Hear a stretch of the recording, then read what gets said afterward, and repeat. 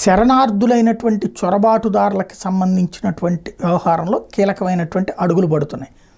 ఏంటయ్యా వాళ్ళది వ్యవహారము అంటే, వీళ్ళందరూ కూడా జర్మనీలో ఓ పక్కన తిరుగుబాటు చేశారు. ఏది వీళ్ళు ఎక్కువైపోయి చివరికి జర్మనీ ప్రజల యొక్క ఆలోచనలు, అంటే జర్మనీ ప్రజల మీద దాడులు చేస్తున్నారు, జర్మనీ మహిళల మీద అత్యాచారాలు చేస్తున్నారు, జర్మనీలో నడి రోడ్డు మీద మలమూత్రాలు విసర్జిస్తున్నారు, అక్కడ ఉన్నటువంటి రెస్పెక్ట్ మొత్తాన్ని నాశనం చేశారు, తినడానికి బ్రతకడానికి అవకాశం లేక అక్కడికి వచ్చామని చెప్పి చివరికి వీళ్ళు ఈ దురాఘాతాలు చేస్తుంటే అక్కడ ప్రభుత్వం చూస్తూ ఊరుకునేటప్పటికీ విసిగిపోయిన ప్రజలు తిరుగుబాటు చేస్తే చివరికి జర్మనీ ప్రభుత్వం రష్యా ఉక్రెయిన్ యుద్ధం తర్వాతన ఇప్పుడు జర్మనీ ప్రభుత్వమే కుప్ప కూలింది. తాజాగా Germany chancellor Olaf Scholz parliament విశ్వాసాన్ని కోల్పోయారు. 733 మంది సభ్యులను సభలో అవిశ్వాస తీర్మానం మీద ఓటింగ్ జరిగితే ఆయనకు అనుకూలంగా కేవలం 207 ఓట్లే వచ్చినాయి. వ్యతిరేకంగా 394 మంది ఓటేశారు.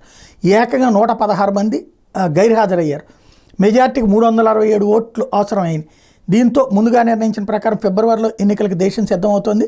నవంబర్ 6వ తేదీన సంకీర్ణ ప్రభుత్వం కూలిపోయినప్పటి నుంచి మైనార్టీ ప్రభుత్వానికే షోల్జ్ నాయకత్వం వహిస్తున్నాడు. స్తబ్దత నెలకొన్న ఆర్థిక వ్యవస్థను పునరుజ్జీవం చేయడం మీద వివాదం తలెత్తినటువంటి నేపథ్యంలో అప్పట్లోనే ఆయన ఆర్థిక మంత్రిని కూడా తీసేశారు. ఆ సమయంలో నిర్ణీత సమయానికంటే 7 నెలల ముందుగానే వచ్చే ఫిబ్రవరిలో ఎన్నికలకు వెళ్లాలని నిర్ణయించారు. యాక్చువల్గా డిసెంబర్ నాటికి జరగాల్సినటువంటి ఎన్నికలు, అక్టోబర్ నవంబర్ నాటికి జరగాల్సిన ఎన్నికలు ఇప్పుడు ముందుగా జరుగుతున్నాయి. 7 నెలల ముందు. ఇక అది కన్ఫామ్ అయిపోయింది.